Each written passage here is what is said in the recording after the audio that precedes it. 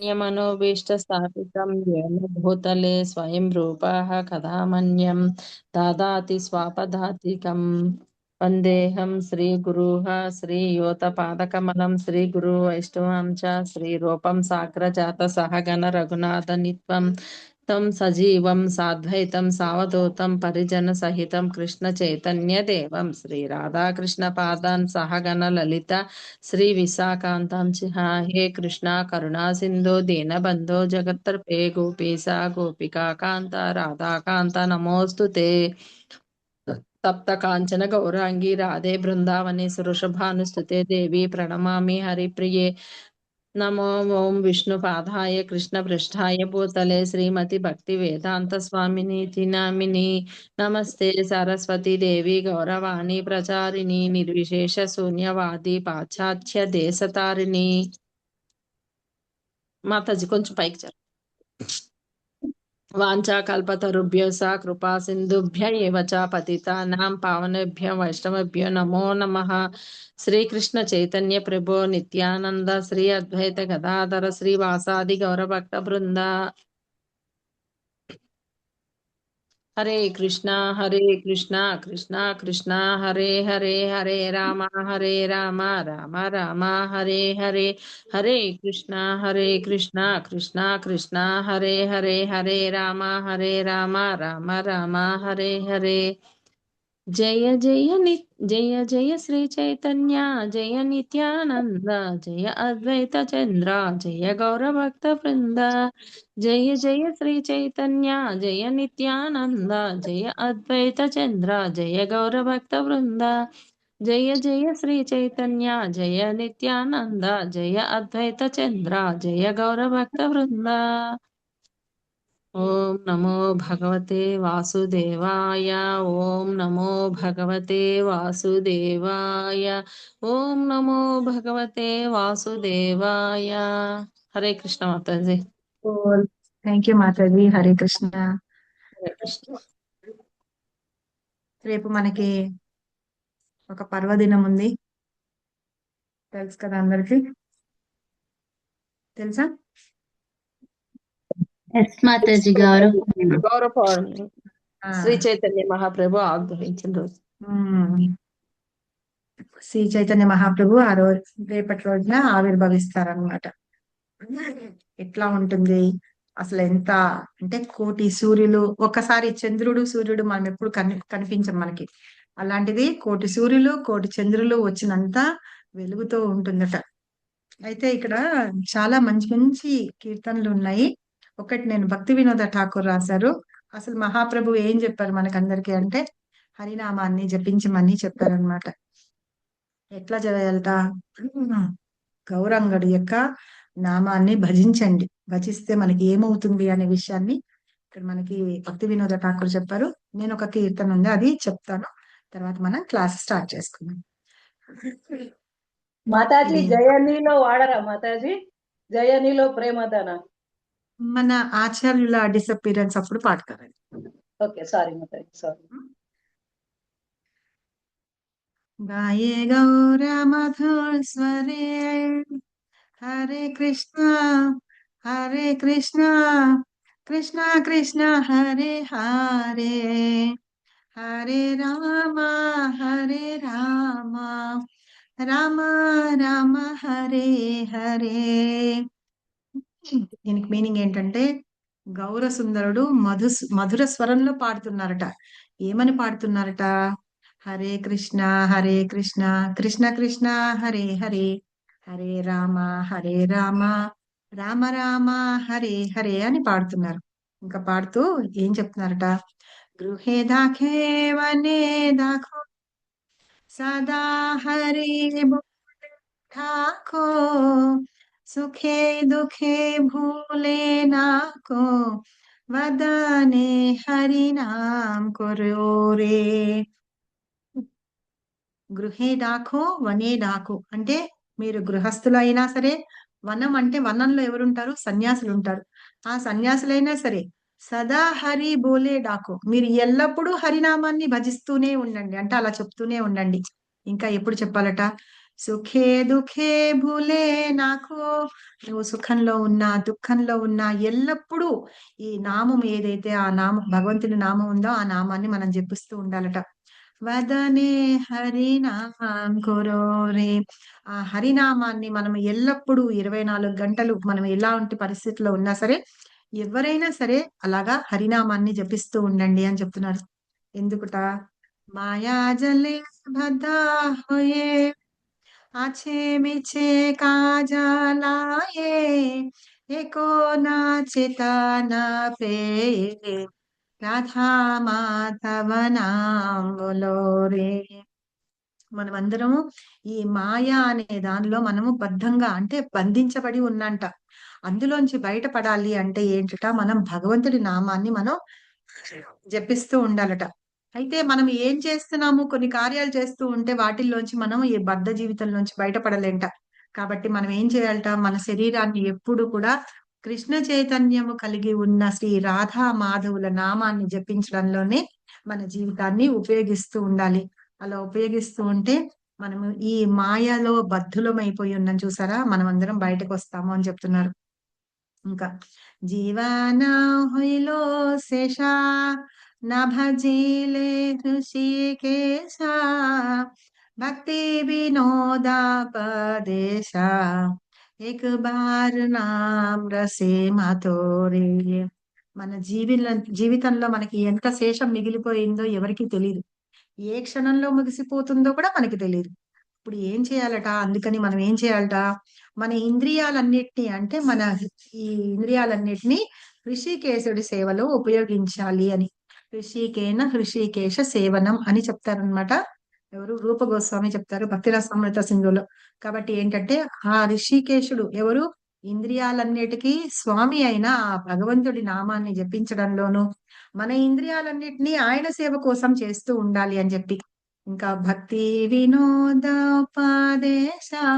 ఈ భక్తి వినోద ఠాకూర్ ఉపదేశం ఇస్తున్నారంట మనకందరికి.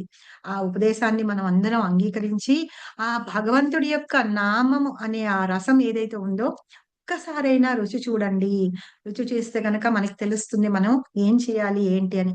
సో ఇవన్నీ ఉన్నాయి కాబట్టి ఎప్పుడు మీరు ఆ గౌరంగా నామాన్ని మీరు పలుకుతూ ఉండండి.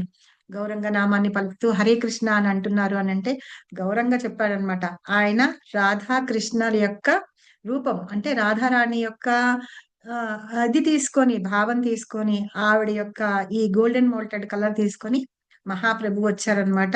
సో కాబట్టి రాధాకృష్ణులు వేరే ఎవరూ కాదు, స్వయంగా గౌరంగ మహాప్రభువుని అన్నమాట. అలా వచ్చి మనందరికీ హరినామాన్ని జపించండి. ఈ బద్ధ జీవితం నుంచి బయటపడాలి అంటే హరినామం తప్ప మనకి వేరే దిక్కే లేదు. కాబట్టి అది చెయ్యండి. అలా చేస్తూ ఉంటే ఎల్లప్పుడూ చేయండి. మీరు ఎవరైనా చేయండి. ఏ పరిస్థితిలో ఉన్నా సరే హరినామాన్ని జపించండి అని చెప్తున్నారు అనమాట భక్తి వినోద ఠాకూర్. ఓకే. సో కాబట్టి అందరూ హరినామాన్ని జపించండి. మన కృష్ణకుమారి మాతాజీ ఒక్కరే రోజు ప్రతిరోజు ఆవిడ ముందే వచ్చేస్తారు చాంటింగ్ చేయడానికి. మీరందరూ కూడా చాంట్ చేయడానికి ఛాన్స్ తీసుకోవడానికి కొంచెం ముందు వచ్చేయండి. మాతాజీ కంటే ముందు వచ్చి మీరు కూడా ఛాన్స్ తీసుకొని ఒక రౌండ్ చాంటింగ్ చేస్తూ ఉండండి. ఓకేనా? హరి బోల్. వినిపిస్తున్నానా? అలాగే కృష్ణ మాతాజీ. అలాగే మాతాజీ. ఎవరన్నా ఇప్పటి వరకు చాంటింగ్ చేయట్లేదు అంటే అట్లీస్ట్ రేపటి నుంచి, రేపు చాలా మంచి రోజు, మహాప్రభు వస్తున్నారు కాబట్టి అందరూ ఒకవేళ చేయకపోతే కనుక చేయండి. ఆల్రెడీ ఒక్కొక్కళ్ళు ఎవరన్నా ఒక రౌండ్ అలా చేస్తున్నారంటే ఇంకొక రౌండ్ స్టార్ట్ చేయండి. అలా 2 రౌండ్లు చేస్తూ భగవంతుని కృపకి మనందరం పాత్రలో ఉంది. ఓకేనా? సో 10th చాప్టర్ మాతాజీ నాకు వీలు కాలేదు, మాతాజీ చెప్పేశారు. ఒకసారి మనం రివైజ్ చేసుకుందాము సమ్మరీ. ఓకేనా? ఏం చెప్పారో ఏమన్నా కొంతమంది కొన్ని పాయింట్స్ ఏమన్నా చెప్పడానికి ట్రై చేస్తారా ఎవరైనా?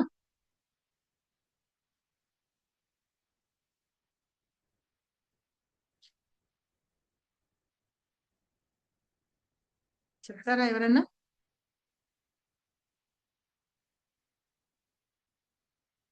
హరి బోల్, మాట్లాడండి. కృష్ణ మాతాజీ ఎవరి గురించి హరే కృష్ణ. ఉమ్. గురించా? లేదు, మొన్న 10th చాప్టర్ చదువుకున్నాం కదా మనం. 10th చాప్టర్ చెప్పారు కదా మీకు పంపపల్లి మాతాజీ. సో మీరు ఏం నేర్చుకున్నారో ఒక 4-5 పాయింట్లు చెప్తే. విన్నారా అందరూ? అర్థమైందా మాతాజీ చెప్పింది? అర్థమైంది మాతాజీ. హరే కృష్ణ మాతాజీ. చెప్పండి. శ్రీకృష్ణ భగవానుడు పలికారంట మహా ఉంది. అది చెప్పడం కుదరట్లేదు ఒకసారి.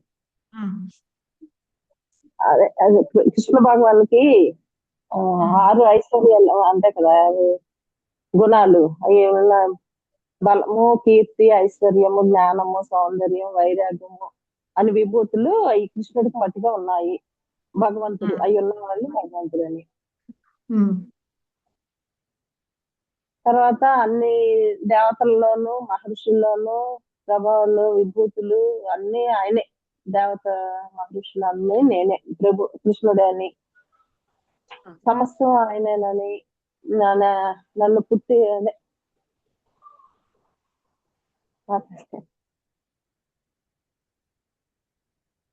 ఇంకెవరైనా ఏమైనా చెప్తారా? ఏం చెప్పుకున్నాం? చతుశ్లోకి భగవద్గీత చెప్పుకున్నాం కదా. చతుశ్లోకి భగవద్గీతలో ఏం అర్థమైంది మీకు?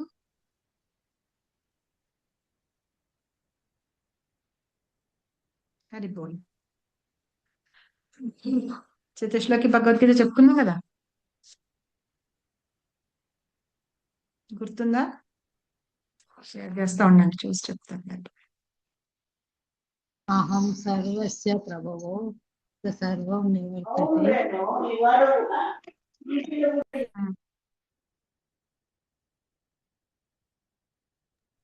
మాతాజీ ఒక పాయింట్ ఏమో మన అందరిలో కృష్ణుడు ఉన్నాడు కానీ మనం కృష్ణుడిలో లేము. పాయింట్.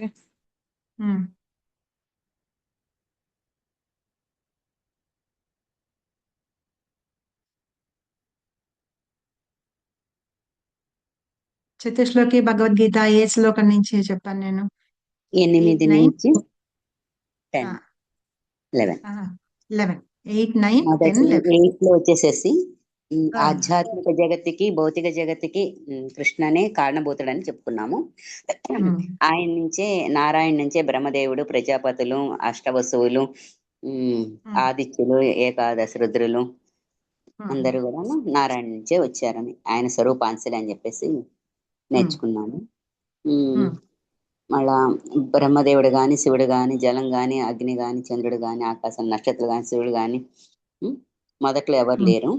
తర్వాతనే కృష్ణుడి తర్వాతనే అవన్నీ ఉద్భవించినట్టు చెప్తున్నాను. అయితే కృష్ణుడి నుంచే బ్రహ్మదేవుడు వచ్చారు కదా. ఆయన నాభి కమలం నుంచి గర్భోదక సాయి విష్ణు, ఆయన నుంచి బ్రహ్మదేవుడు వచ్చారు. బ్రహ్మదేవుడి నుంచి ఎవరు వచ్చారు? మిగతా మీరు చెప్పిన ఈ ఏకాదశ రుద్రులు కానీ, వీళ్ళు కానీ, ఋషులు ఎవరైతే ఉన్నారో వాళ్ళు, ఇంక్లూడింగ్ నారదుడు, వీళ్ళందరూ ప్రజాపతులు, వీళ్ళందరూ కూడా ఆయన సృష్టి చేశారనమాట. ఈ ఋషులు వీళ్ళందరూ ఏమో బ్రహ్మదేవుని యొక్క ఒక్కొక్క భాగం నుంచి వాళ్ళందరూ వచ్చారు. అలాగే నారదుడు ఆయన మనస్సు నుంచి వచ్చారు కాబట్టి వీళ్ళందరినీ ఏమంటారంటే మానస పుత్రులు అంటారనమాట, ఆ ఋషులని వాళ్ళందరినీ కూడా. సో ఈయన సృష్టి ఏముందంటే ఈ ప్రజాపతుల్ని వాళ్ళందరినీ కూడా బ్రహ్మదేవుడు సృష్టించారు. అలా సృష్టించింది బ్రహ్మదేవుడే అయినా ఆయనకి కావలసిన జ్ఞానాన్ని అంతటే కృష్ణ భగవానుడు ఆయనకి ఇచ్చారనమాట. సో ఇట్లా చెప్పుకుంటూ భగవంతుడే అన్నిటికీ సర్వ కారణాలకి కారణుడు అని, అన్నిటికీ సర్వానికి మూలము శ్రీకృష్ణుడే అని తెలుసుకున్నాం. ఆయనని తెలుసుకున్న వాళ్ళు ఎవరైతే ఉంటారో వాళ్ళందరి పాపాలు నశించిపోతాయని, ఆ పాపాల నుంచి విముక్తులు అవుతారు అని మనం నేర్చుకున్నాము. ఇంకా ఏంటంటే భగవంతుని యొక్క శక్తులు, ఆయన శక్తుల గురించి తెలుసుకొని ఉన్న వాళ్ళు భగవంతుని యొక్క భక్తియుత సేవలో ఉండి భగవంతుడికి శరణాగతులు అవుతారు అన్నమాట. తర్వాత 8 నుంచి 11 వరకు చదువుకున్న వాటిలో ఫస్ట్ 8వ శ్లోకంలో కృష్ణుడే సర్వానికి కారణభూతుడు అన్నమాట. అహం సర్వస్య ప్రభువు అని అన్నాడు కదా, మొత్తం అన్నిటికీ భగవంతుడే స్వయంగా కారణం అని చెప్తున్నారు. తర్వాత 9వ శ్లోకంలో కృష్ణుడి యొక్క శుద్ధ భక్తుల యొక్క లక్షణాలు చెప్తున్నారు. ఆ శ్లోకం ఏంటి చెప్పండి, ఎవరన్నా తెలిసిన వాళ్ళు మచ్చిత్త ఉంటే. మచ్చిత్త ప్రాణాః బోధయంతశ్చ పరస్పరం కథయంతశ్చ మా నిత్యం తుష్కంతి చ రమంతి చ. ఎస్, తుష్యంతి చ రమంతి చ అని చెప్తున్నారు. అంటే ఏంటంటే మచ్చిత్త మద్గత ప్రాణ ఎవరైతే ఉన్నారో, నా శుద్ధ భక్తులు ఎవరైతే ఉన్నారో వాళ్ళందరూ నా నామస్మరణలోనే వాళ్ళు లీనమయ్యి ఎల్లప్పుడూ నా గురించే మాట్లాడుకుంటూ ఉంటారు. అదే బోధయంత పరస్పరం, నా గురించి మాట్లాడుకుంటూ ఉంటారు. వాళ్ళు వాళ్ళు నా గురించి మాట్లాడుకుంటూ ఉంటారు, నా గురించి శ్రవణం చేస్తూ ఉంటారు. అలాంటి వాళ్ళందరూ ఏంటంటే ఏం చేస్తారట, చాలా మంచిగా సంతృప్తి పొందుతారంట. నిత్యం కథయంతశ్చ మాం నిత్యం తుష్యంతి చ రమంతి చ. అంటే చాలు వాళ్ళు గొప్ప సంతృప్తిని పొందుతారు, ఆధ్యాత్మిక ఆనందాన్ని పొందుతారు. రమంతి చ అంటే ఆనందాన్ని పొందుతారు అన్నమాట. ఎప్పుడు ఈ భగవంతుని యొక్క ఈ కథలు అవన్నీ చెప్పుకుంటూ ఉంటారు చూసారా, శుద్ధ భక్తులైన వాళ్ళు చెప్పుకుంటూ పరస్పరం ఏమంటారు, మాట్లాడుకుంటూ ఉంటారు కదా. అలా ఉన్నప్పుడు వాళ్ళ చాలా ఆనందాన్ని పొందుతారు అని. తర్వాత 10వ శ్లోకంలో చెప్తున్నారు, కృష్ణుడు తన భక్తులకి బుద్ధిని కూడా ఆయన అందిస్తారు అని. మీకు ఈ భగవద్గీతలో ఈ చతుశ్లోకిలో ఈ పాయింట్లు రాసుకోండి సరిపోతుంది. 8వ శ్లోకంలో భగవంతుడు ఏం చెప్తున్నాడు, ఆయనే అన్నిటికీ కారణం, సర్వభూతాలకి ఆయనే కారణుడు అని. 9వ శ్లోకంలో భగవంతుని యొక్క శుద్ధ భక్తుల యొక్క లక్షణాలు, వాళ్ళు ఏం చేస్తారు అని చెప్తున్నారు. తర్వాత 10వ శ్లోకంలోకి వచ్చేటప్పటికి ఆ భక్తులకి తన బుద్ధిని కూడా ప్రసాదిస్తాను అని చెప్తున్నారు అనమాట. తేషాం సతతయుక్తాన భజతాం ప్రీతిపూర్వకం, ఎవరైతే నా గురించి 24 గంటలు భజిస్తూ ఉంటారో, ఎలాగా, ప్రీతిపూర్వకం, ఆనందంగా, ఇష్టంతో నన్ను భజిస్తూ ఉంటారో వాళ్ళకి దదామి అంటే ఇస్తాను బుద్ధి యోగం, ఆ బుద్ధిని కూడా నేనే ఇస్తాను అని చెప్తున్నారు అనమాట. అలా చేసినప్పుడు ఏనా మాముపయాంతితే, అలా బుద్ధిని ఇచ్చినప్పుడు వాళ్ళు ఏం చేస్తారు, భగవంతుడి గురించి ఇంకా బాగా ప్రీతితోటి భగవంతుడిని భజిస్తూ నా దగ్గరికి వస్తారు. ఏమా మాపపయాంతితే అంటే వాళ్ళు నన్ను చేరుకుంటారు అని చెప్తున్నారు ఈ శ్లోకంలో. ఓకేనా? Say yes or no. కష్టంగా ఉంది కదా కొంచెం, సరే లేదు అవునా? మాతాజీ, లేదు మాతాజీ. లేదా? సరే. సో ఇది ఈ 10వ శ్లోకంలో బుద్ధి గురించి చెప్తున్నారు అనమాట. ఆ బుద్ధిని కూడా నేనే ఇస్తాను అని. తర్వాత 11వ శ్లోకంలో ఏం చెప్తున్నారు, తేషామేవానుకంపార్థ మహామజ్ఞానజం తమః నాశయామాత్మ భావస్థు జ్ఞానదీపేన భాస్వత అని. ఎవరి ఏదైనా నేను ప్రత్యేకమైన అనుగ్రహం చూపిస్తాను అంటే వాళ్ళందరూ నా గురించి ఎవరైతే చర్చించుకుంటూ ఉంటారు చూసారా, వాళ్ళ హృదయాల్లో ఆయన ఆసీనుడై ఉండి వాళ్ళ హృదయంలో ఉన్న అజ్ఞానాన్ని తొలగించేస్తారనమాట. అజ్ఞానాన్ని తొలగించేసి వాళ్ళని జ్ఞానవంతులుగాను చేస్తారు. ఆ తేజవంతమైన జ్ఞానాన్ని నేను ప్రసాదిస్తాను అంటే ఆ హృదయంలో వాళ్ళని అజ్ఞానం తొలగించేసి భగవంతుడు జ్ఞాన దీపాన్ని వెలిగిస్తాను అని చెప్తున్నారు అనమాట. అర్థమైందా? 4 శ్లోకాలకి 4 సెంటెన్సెస్. ఎవరైనా చెప్తారా కొంచెం? నేను చెప్పను ఫస్ట్ శ్లోకంలో ఏం నేను చెప్పను. ఫస్ట్ శ్లోకం ఫస్ట్ శ్లోకంలోనేమో నేనే అన్నిటికీ కారణం అని చెప్పారు. అంటే వాళ్ళ శివుడు గాని బ్రహ్మ వీళ్ళందరూ ఉద్భవించడానికి అన్ని సర్వభూతాలకి నేనే కారణం, సర్వభూతాలకి ఆయనే కారణం చెప్పాడు. 10లో వచ్చేసేసి ఇది భక్తుల లక్షణాలు అన్నమాట. నిరంతరము ఆయన్నే స్మరిస్తూ ఆయన కథే చెప్పుకుంటూ ఆనందంగా ఉంటారు, అంటే తృప్తిగాను ఆనందంగాను ఉంటారని. తర్వాత దాంట్లోనేమో ఆయన జ్ఞానాన్ని నేను ఇస్తాను, జ్ఞాన దీపాన్ని వెలిగిస్తాను, బుద్ధి ఇస్తాను అని చెప్పాడు. ఆ తెలివిని ఇస్తాడు, ఆయన అర్థం చేసుకునే తెలివిని కూడాను ఆయనే ఇస్తాడు అనమాట. ఆ తర్వాత జ్ఞాన దీపాన్ని వెలిగించేసి మనలో ఉన్న అజ్ఞానాన్ని తమస్సుని తొలగిస్తాడు. ఓకే. ఈ చతుశ్లోకి భగవద్గీతలో ఈ 4 ఒక్కొక్క శ్లోకం ఇలా గుర్తుపెట్టుకోవాలి అంటే కనుక ఈ పాయింట్ ఒక చిన్న సెంటెన్స్ లాగా మనం గుర్తుపెట్టుకుంటే సరిపోతుంది. సరేనా? తర్వాత ఇప్పుడు ఏంటో చెప్పారంటే తర్వాత భగవంతుడు తన విభూతుల గురించి చెప్పారనమాట. నేను ఒక్కొక్కటి చెప్తాను. ఇందులో ఒకటి మంచి టేబుల్ లాగా పెట్టించారు గౌరంగ దర్శన్ ప్రభు. ఆదిత్యులు అంటే సూర్యుడు, సూర్యుల్లో ఆయనే అని చెప్తున్నారు. తేజస్సులో, సూర్య భగవానుడిలో తేజస్సుని ఆయనే అని, మరత్తులు అంటేను ఋషులు ఉంటారు కదా, వాళ్ళల్లో మరీచిని నేను అని, నక్షత్రాల్లో చంద్రుడిని నేనే అని, వేదాల్లో సామవేదాన్ని వాయువులట నేనే కదా అని. మాతాజీ, 50 ఆ, రకాల వాయువులు ఉంటాయట కదా, ఆ ఆ, వాయువుల్లో మరుతుడు. మరీచి ఆ తర్వాత మళ్ళీ దేవతల్లో ఇంద్రుడిని, ఆయన దేవేంద్రుడు కదా. అలాగే ఇంద్రియాలు, మనకున్న సెన్సెస్ ఉన్నాయి కదా, వాటిల్లో మనసుని నేనే అని చెప్తున్నారు. జీవులలో మనందరిలో ఉన్న చైతన్యం, ఆ జీవశక్తి ఉంది చూసారా, అది కూడా నేనే అని చెప్తున్నారు.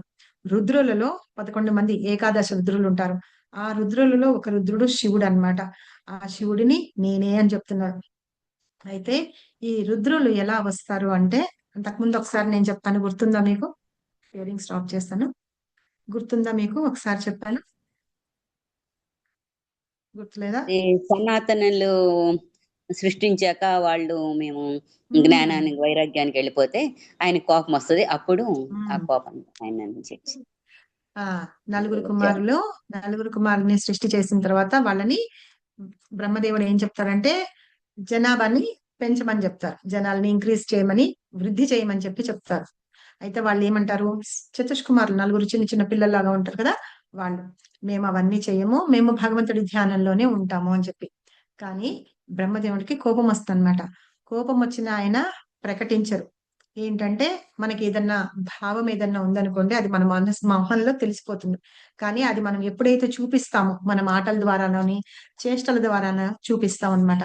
అలా చూపించడు బ్రహ్మదేవుడు, కానీ ఆయనలో ఉన్న ఆ కోపం అలాగే ఉంటుంది. ఆ కోపంతో పైగా ఏంటి, ఎందుకు చూపించకూడదు? ఇప్పుడు వీళ్ళు ఏమన్నారు, మేము జనాభివృద్ధి చేయమన్నాం కానీ భగవంతుని ధ్యానంలో ఉంటామని చెప్పారనమాట. అలా భగవంతుడి ధ్యానంలో ఉంటాము అన్నప్పుడు వాళ్ళని కాదు, నువ్వు అలా చేయొద్దు అనడానికి వీలేదు. ఇప్పుడు ఆయన కాదు, తను సృష్టించిన వాళ్ళే ఆయన మాట వినలేదు కాబట్టి ఆయనకి కోపం వస్తుంది అనమాట.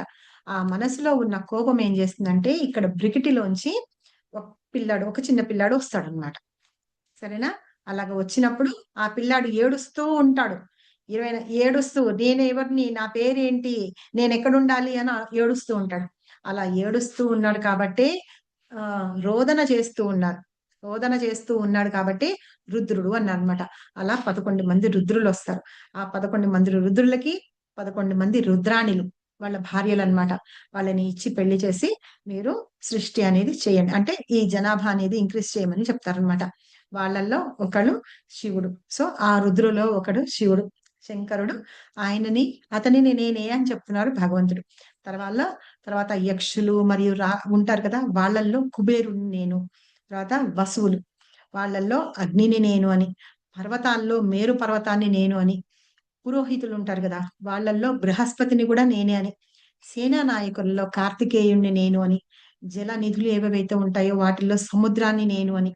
మహర్షులలో భృగు మహర్షిని నేను అని. ధ్వనిలు, సౌండ్స్ ఉంటాయి చూసారా, వాటిల్లో ఓంకారాన్ని నేను అని చెప్తున్నారు. అలాగే యజ్ఞాల్లో జపయజ్ఞాన్ని నేను, స్వయంగా భగవంతుడే జపయజ్ఞం అని చెప్తున్నారు. ఇప్పుడు కలియుగంలో మనందరం చేసేది జపయజ్ఞం అన్నమాట. సో అంటే మనం చేసే నామానికి భగవంతుడికి డిఫరెన్స్ లేదనమాట. స్వయంగా భగవంతుడే ఆ నామంలో ఆయన శక్తిని పెట్టి ఉన్నారు కాబట్టి మనం చేసే భగవంతుడి నామం ఏవైతే ఉందో అది ఒక జపము, అది స్వయంగా భగవంతుడికి చేస్తున్నాం. తర్వాత వృక్షాలలో అశ్వత్థ వృక్షాన్ని నేను అని. దేవర్షులు ఎవరైతే ఉన్నారో వాళ్ళల్లో నారదుడి నేను అని. గంధర్వులలో చిత్రరథుడు నేను. సిద్ధులలో కపిలుడు.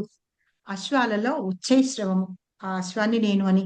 గజాల్లో ఐరావతాన్ని నేను. నరులలో రాజుని నేను, అంటే మనుషులు ఉంటారు కదా, వాళ్ళల్లో ఆ రాజులు ఎవరైతే ఉన్నారో వాళ్ళు, అది కూడా నేనే అంటున్నారు. ఆయుధాల్లో వజ్రాయుధాన్ని అని. గోవులలో ఎవరు భగవంతుడు మనకు తెలుసు, సురభి యా, సురభి సురభి. సురభి కామధేను అని కూడా అంటారు. సురభిని కూడా నేను అని. సంతాన ఉత్పత్తికి కారణాలు అయిన వాడిని కందర్భ అంటారు. ఆ కందర్ప అనే కూడా నేనే. సంతానాన్ని ఉత్పత్తి చెయ్యాలి అనే కోరిక ఉంటుంది చూసారా, దాన్ని కందర్ప అంటారు. ఆ దాన్ని కూడా నేనే అంటున్నారు. సర్పాలలో ఎవరు? వాసుకి. వాసుకి. సర్పాలలో వాసుకి. అనేక చదువుతారా అండి? సరిపోయి తర్వాత అనేక పడగలు ఉన్నాయి కదా, ఆ పడగలలో ఉన్న పాముల్లో ఆదిశేషుణ్ణి నేను అని. జలచరాలలో ఉన్న వాటిల్లో వరుణుడిని నేను అని. పితృదేవతలలో ఆర్యముడు నేనే అని, ధర్మాన్ని నిర్వహించే వారిలో యముడిని నేను అని, దానవులలో ప్రహ్లాదుణ్ణి కూడా నేనే అని, తర్వాత కాలాన్ని కూడా నేనే అని చెప్తున్నారు భగవంతుడు. తర్వాత మృగాలలో సింహాన్ని నేను అని చెప్తున్నారు. పక్షులలో గరుత్మంతుడిని నేను అని, పవిత్రంగా మనందరం పీల్చుకునే వాయువు, ఆ వాయువు ఏదైతే ఉందో అది కూడా భగవంతుడే అన్నమాట. శస్త్రధారులు ఎవరైతే ఉన్నారో రాముడు, పరశురాముడు, వాళ్ళందరినీ కూడా నేనే అని చెప్తున్నారు.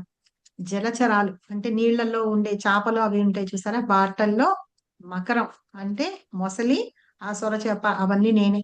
నదులలో గంగా నదిని నేనే అని, ఈ సృష్టిలో ఆది, ఆ మధ్యము, అంతము అన్ని నేనే అని చెప్తున్నారు. జ్ఞానంలో ఆత్మ విద్యని, ఆధ్యాత్మిక విద్యని నేనే అని. తర్కవాదాలు ఉంటాయి చూసారా, వాటిల్లో వాళ్ళు చేసే తర్కంలో ఆ తత్వ విద్యని కూడా నేనే అని చెప్తున్నారు. అక్షరాల్లో అకారాన్ని నేను అని, మాసంలో ద్వంద్వ మాసాన్ని నేనే అని, సర్వాన్ని నశింపజేసేది కాలమే నశింపజేస్తుంది, చేసేది కూడా కాలమే చేస్తుంది, ఆ కాలాన్ని నేనే అని. సృష్టికర్తలో బ్రహ్మదేవుడిని కూడా నేనే అని చెప్తున్నారు. మృత్యువు మృత్యు ఉంటుంది కదా, మనందరినీ తీసుకొని వెళ్ళిపోతుంది, ఆ మృత్యువుని కూడా నేనే అని. ఇంకా మమ్మల్ని అందరినీ సృష్టింపజేసిన సమస్త జీవుల్లో ఆ జన్మ ఏదైతే ఉందో ఆ ఉద్భవించే దాన్ని కూడా నేనే అని చెప్తున్నారు. ఆడవాళ్లలో యశస్సు, వైభవము, వారికి ఉన్న వాక్కు, జ్ఞాపక శక్తి, బుద్ధి, అవన్నీ, సహనం, ఇవన్నీ కూడా నేనే అని చెప్తున్నారు. సామవేదంలో బృహత్ అమ్మ అని మంత్రం ఉంది, ఆ మంత్రాన్ని నేనే అని. కవితలలో గాయత్రి, ఛందస్సు అవి ఉంటాయి చూసారు, గాయత్రి నేనే అని. ఋతువులలో వసంత ఋతువు నేనే అని, అన్ని మాసాలు నేనే అని. ఇది కరెక్ట్ గా చూసుకోండి. మోసం చేస్తూ ఉంటారు కదా, మోసం చేసే దానిలో జూదాన్ని కూడా నేనే అని చెప్తున్నారు అనమాట. తేజవంతులుగా ఉన్న వాళ్ళల్లో తేజాన్ని నేను అని. ఎవరైనా విజయాన్ని సాధిస్తూ ఉంటే ఆ విజయానికి కూడా కారణం నేనే, ఆ శక్తి కూడా నాదే అని. ఎవరైనా సాహసవంతులు ఉంటారు, వాళ్ళకి ఉన్న సాహసం గాని, ఆ శక్తి గాని, అదంతా కూడా నేనే. బలాన్ని కూడా నేనే అని చెప్తున్నారు. వృష్ణి వంశస్థులలో వాసుదేవుడు ఉన్నారు కదా, ఎవరు వాసుదేవుడు? వాసుదేవుడు ఎవరు? కృష్ణుడు తండ్రి. కృష్ణుడు వసుదేవుని యొక్క పుత్రుడు వాసుదేవుడు. ఆ వాసుదేవుణ్ణి కూడా నేనే. పాండవులలో అర్జునుడిని నేనే. మునులలో వ్యాస భగవాను నేనే. ఆలోచన పరులు ఉంటారు కదా, వాళ్ళల్లో శుక్రాచార్యుడు ఉన్నారు, ఆ శుక్రాచార్యుడిని నేనే అని. మనకందరికి శిక్ష విధిస్తూ ఉంటారు చూసారా, చట్ట విరుద్ధమైన పనులు చేసేదానికి, అంటే against the laws of nature అని అంటూ ఉంటాం. ఆ శిక్షని కూడా, దండనని కూడా నేనే అంటున్నారు. ఎవరైతే జయం కోరుకుంటూ ఉంటారు కదా, అందులో నీతి ఏదైతే ఉందో ఆ నీతిని కూడా నేను అని. మౌనాన్ని నేను, మాట్లాడకుండా ఉండడాన్ని. జ్ఞానవంతుల్లో ఉన్న జ్ఞానాన్ని నేను అని చెప్తూ అహం సర్వ బీజ ప్రదాత, ప్రతి జీవికి కూడా నేనే బీజ ప్రదాతని అని చెప్తున్నారనమాట. సో ఇట్లాగా భగవంతుడి యొక్క ఐశ్వర్యాలు, ఆయన యొక్క విభూతుల గురించి ఈ 10th చాప్టర్ లో చెప్పారు. 11th చాప్టర్ లో ఏమో భగవంతుడి యొక్క ఏంటి చెప్పండి, సూపర్ చాప్టర్ ఇది నిజంగా. సరేనా, విశ్వరూపం గురించి చెప్తారనమాట. ఇలా భగవంతుడు ఏంటిట, నేను ఎక్కడెక్కడ ఉన్నాను, ఎలా ఉన్నాను అని చెబుతూ ఆయన యొక్క ఏమంటారు, ఉంటున్న ప్రదేశాన్ని కానీ, ఏది ఎక్కడెక్కడ ఉంటున్నారు అని చెప్తూ ఈ సమస్త సృష్టిలోనూ నేనే ఉన్నాను, ప్రతి అంశంలోనూ నేనే ఉన్నాను అని చెప్తున్నారు. అలాగే మనందరి హృదయాల్లో పరమాత్మగా కూడా ఉన్నాను అని చెప్తున్నారు అనమాట. ఎలా ఉన్నారు అని చెప్తూ లాస్ట్ శ్లోకంలో కారణోదక సాయి విష్ణు, గర్భోదక సాయి విష్ణు, క్షీరోదక సాయి విష్ణు అన్నమాట. సో పరిపాలన చేయడానికి వచ్చిన ఎవరైతే ఉన్నారో, అంటే భగవంతుడు ఎట్లా అయితే ఆయన రూపాలు తీసుకొని వస్తూ ఉంటారో, ఆయన క్షీరోదక సాయి ద్వారా వస్తూ ఉంటారు. రెండోది పరమాత్మ రూపంలో మనందరి హృదయాల్లోనూ ఉండి, ఇలా నేను మొత్తం అంతా నేనే ఆవరించి ఉన్నాను, నేనే సర్వానికి నేనే కారణము, అంతా నేనే విస్తరించి ఉన్నాను అని చెప్పేసి ఆయన ఐడెంటిటీ అంటాను చూసారా, అది భగవంతుడు ఎక్కడ ఉన్నాను అని ఈ 10th చాప్టర్ లో చెప్తున్నారు. చాలా మంచి చాప్టర్ నిజంగా. భగవంతుడి గురించి మనం తెలుసుకోవాలి అంటే, ఎవరైనా కృష్ణ ఉన్నారు లేరు ఇది అని అంటే గనక ఇవి చెప్పండి. అలాగే 7th చాప్టర్ లో నేను తాగే నీళ్లలో ఉన్నాను, సూర్యుడి నుంచి వచ్చే వెలుగులో ఉన్నాను, చంద్రుడి నుంచి వచ్చే చల్లదనంలో ఉన్నాను అని అక్కడ కూడా కొన్ని చోట్ల చెప్తారు. సో ఇట్లా భగవంతుడు ప్రతి చోట ఉన్నారనమాట. ఆ రకంగా ఈ 10th చాప్టర్ ఆయన యొక్క విభూతుల గురించి చెప్తున్నారు. తర్వాత 11th చాప్టర్ స్టార్ట్ చేద్దామా? ఇప్పుడు మీకు అర్థమైందా 10th chapter? 10th chapter Mataji అర్థమైందా? మాతాజీ ఒక డౌట్. ఇప్పుడు చెప్పండి. జూదం అది అంటే చెడు కదా, ఉమ్, అందులో ఎందుకున్నాడు ఆయన? ఇప్పుడు అన్ని అందులో కూడా మంచిగానే ఆయనే ఉన్నాయి, ఉన్నారు. అదే చెడులో కూడా ఎందుకున్నాడు? ఆ ఇప్పుడు మంచి గురించి తెలుసుకోవాలంటే అక్కడ చెడు ఉంటేనే కదా మంచి తెలుసుకునేది మనం. అవునా? అని బోల్ చెప్పండి. అంటే ఇప్పుడు వీళ్ళు ఉంటారు అనుకోండి జూదవాడి, వాళ్ళు సపోర్ట్ చేసుకుంటారు కదా, వాళ్ళు ఇక్కడ ఇందులో కూడా కృష్ణుడు ఉన్నాడు అందుకే ఆడుతున్నాను అని సపోర్ట్ చేసుకుంటారు కదా. అవును, సపోర్ట్ చేసుకుంటారు కాబట్టి అందులోనూ నేనే ఉన్నాను. తర్వాత మళ్ళీ వాళ్ళకి విధించే శిక్షలో కూడా నేనే ఉన్నాను అని చెప్తున్నారు చూడండి. అంటే ఇప్పుడు ఆ జూదం అనేదే చెడు అనేదే లేకుండా ఉంటే అప్పుడు ప్రజలు చెడు చేయరు కదా. ఇప్పుడు ఎప్పుడైనా సరే మాతాజీ భౌతిక సృష్టిలో ఏంటంటే ద్వంద్వాలు ఉంటాయి. మంచి ఉంటే చెడు ఉండాలి, లేకపోతే అది మంచి అని ఎలా తెలుస్తుంది మనకి? చెడుతోటి కంపేర్ చేస్తేనే కదా మనకి మంచి ఏది అనేది చెడు ఏది అనేది తెలిసేది. అలాగే సుఖము దుఃఖము ఉంటుంది. మనం సుఖం అనుభవిస్తున్నాము అంటే దుఃఖం ఇంకోలాగా ఉంది కాబట్టి, అది కాదు కాబట్టి ఇది సుఖం అని తెలుస్తుంది. అవునా? అవును మాతాజీ, కానీ చెడు తొందరగా అంతే, అట్రాక్ట్ చేస్తుంది కదా. చెడు తొందరగా అట్రాక్ట్ చేస్తుంది. అదే కదా భౌతిక ప్రకృతి యొక్క లక్షణం. అదే కదా మాయాదేవి. అవునా? ఒకవేళ అది లేకపోతే మనందరం ఇక్కడ ఎందుకు ఉంటాము? మనందరం గోలోక ధామంలోనే కృష్ణుడికి సేవ చేస్తూ అక్కడే ఉంటాం కదా. అవునా కదా? సరేనా? అయితే ఇది ఇందాక మీరు అడిగిన దానికి ఆ శ్లోకము 36వ శ్లోకం ఉంది 10th చాప్టర్ లో. ఇక్కడ అందులో చెప్తారనమాట. ఒక్కసారి మీ దగ్గర బుక్ ఉంటే చదవండి. ఫస్ట్ పారాగ్రాఫే ప్రభుపాద బాగా రాశారు, అందులో చదవండి ఒకసారి. ఇందులో లేదు, ఎన్నో శ్లోకం మాతాజీ? 36వ శ్లోకంలో 36వ శ్లోకంలో ఫస్ట్ పారాగ్రాఫ్ భాష్యంలో పర్పట్లో వేదములలో తాను సామవేదమని ఉండండి. హరిపోల్ వేదములలో తాను సామవేదమునని భగవానుడు ఇదివరకే వివరించి ఉన్నాడు. 36. ఓకే. విశ్వమంతటను అనేక రకముల మోసకారులు కలరు. మోసములన్నిటిలోకి జూదము అగ్రగణ్యమై ఉన్నది కనుకనే అది శ్రీకృష్ణునికి ప్రాతినిధ్యం వహించును. దేవాది దేవునిగా శ్రీకృష్ణుడు సామాన్య మానవుని కంటేను గొప్పగా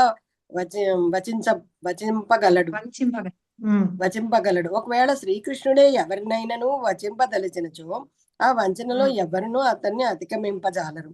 అతని మహత్వం కేవలం ఒక రంగమందమునందే కాకుండా అన్ని రంగములందు గొప్పదై ఉండును. అంటే మనకి 64 కళలు అంటాం చూసారా? ప్రతి కళలోనూ ఆయన టాప్ మోస్ట్ లో ఉన్నారు. ఎవ్వరు ఆయన్ని ఎందులోనూ బీట్ చేయలేరు అనమాట. ఒకసారిట కృష్ణుడు ఇట్లాగా మురళి వాయిస్తూ ఉంటేట ఒక్కొక్కరిని పిలవడానికి ఒక్కొక్క రకమైన ట్యూన్ వాయిస్తూ ఉండేవాళ్ళట. సరేనా? మనకి బ్రహ్మ సంహితలో కూడా చెప్తారనమాట. వేణుం క్వానందం అరవిందదలాయతాక్షం అర్హవతం సమసితాంబుద సుందరాంగం కందర్పకోటి కమనీయ విశేష శోభాం అని మనం శృంగారార్తి పాడేటప్పుడు కూడా పాడతాం. గోవిందం ఆది పురుషం తమహం భజామి అని పాడతాం అన్నమాట. ఆయన ఎట్లా ఉంటుందటంటే ఆయన వేణుగానము ఆయన వాయిస్తూ ఉంటే మొత్తం ముల్లోకాలన్నీ పరవశించిపోతూ ఉంటాయట. ఇంకా ఏంటిట ఆ ఆ ఏంటి వీళ్ళు గంధర్వులు వాళ్ళు గానాలు అవన్నీ చేస్తూ ఉంటారు కదా, నాట్యం చేసేవాళ్ళు గానాలు చేసేవాళ్ళు వాళ్ళందరూ ఉంటారు కదా, గంధర్వులు కిన్నెర్లు వాళ్ళందరూ అనుకుంటారట, ఆహా ఈ ట్యూన్ ఎంత బాగుంది, మనకి తెలియదు కదా ఈ ట్యూన్ ని మనం ప్రాక్టీస్ చేద్దాం అని అనుకుంటారట వాళ్ళందరూ. సో అంత గొప్పగా వాయిస్తూ ఉంటారట. కృష్ణుడు వాయించే ప్రతి ట్యూన్ కి ఒక్కొక్క మీనింగ్ ఉంటుందట. ఒకసారి వాయించిన దానికేమో గోవులందరినీ పిలుస్తూ ఉంటారట, అది గోవుల్ని రమ్మని చెప్పి పిలవడానికట. ఇంకొక ట్యూన్ వాయిస్తే ఏంటంటే గోపికల్ని రమ్మని చెప్పడంట. ఇంకో ట్యూన్ తన ఆనందంగా వాయించుకుంటూ ఉంటారట. తర్వాత ఇంకొక ట్యూన్ వాయిస్తుంటే గోపబాలు ఎవరైతే ఉంటారు చూసారా వాళ్ళందరినీ రమ్మని చెప్పి అలగట. అలా ఒక్కొక్క దానికి ఒక్కొక్క ట్యూన్ తోటి కృష్ణుడు వాయిస్తూ ఉంటారు. అలాగే ఇప్పుడు ఏదైనా సరే మనం చెప్పామనుకోండి, జూదం అనేది మోసం చేయడంలో వాటన్నిటిలో అగ్రగణ్యంలో ఉంది. సో కృష్ణుడు ఎవరినన్నా మైమరపించి మోసం చేయదలుచుకుంటే ఆయన్ని మించిన వాళ్ళు ఇంకెవరు లేరు.